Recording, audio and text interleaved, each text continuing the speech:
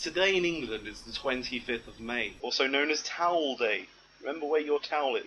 It's to commemorate the death of one Douglas Adams, the writer of one Hitchhiker's Guide to the Galaxy. He's a fantastic writer, and if you've never heard of him, no, go and read some of his work. He's a brilliant writer. This is a badly recorded reading from the book of Hitchhiker's Guide to the Galaxy, Chapter 8. The Hitchhiker's Guide to the Galaxy is a wholly remarkable book. It has been compiled and recompiled many times over the years, and under many different editorships. It contains contributions from countless numbers of travellers and researchers. The introduction begins like this. Space, it says, is big. Really big. You won't just believe how vastly, hugely, mind-bogglingly big it is. I mean, you may think that it's a long way down the road to the chemist, but that's just peanuts to space.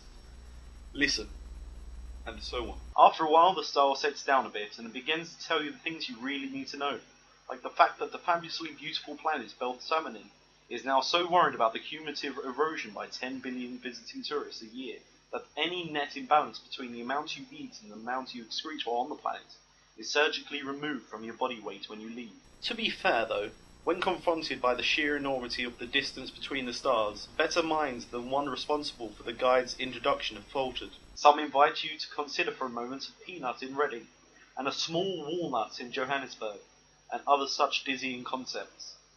The simple truth is that interstellar distances will not fit into the human imagination. Even light, which travels so fast that it takes most races thousands of years to realize that it travels at all, takes time to journey between the stars. It takes 8 minutes to journey from the star Sol to the place where Earth used to be, and 4 more years to arrive at Sol's nearest stellar neighbour, Alpha Proxima.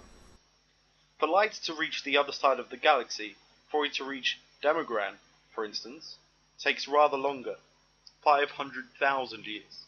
The record for hitchhiking this distance is just under 5 years, but you don't get to see much on the way. The Hitchhiker's Guide to the Galaxy says that if you hold a lungful of air, you can survive in the total vacuum of space for about 30 seconds. However, it does go on to say that, what with space being the mind-boggling size that it is, the chances of getting picked up by another ship within those 30 seconds are 2 to the power of 276,709 to 1 against. By a totally staggering coincidence, that is also the telephone number of an Islington flat where Arthur once went to a very good party and met a very nice girl, whom he totally failed to get it off with. She went off with a gatecrasher. Though the Planet Earth, the Islington flat, and the telephone have all now been demolished, it is comforting to reflect that they are all in some way commemorated by the fact that 29 seconds later, Ford and Arthur were rescued. I was reading from A Hitchhiker's Guide to the Galaxy by one awesome Douglas Adams, fantastic writer and a legend. I thank you, and goodbye. Go and read it now, you bastard! Should be enough. Remember your towel! I look like such a dickhead. And everything's all wonky as well. Never mind. Thank you.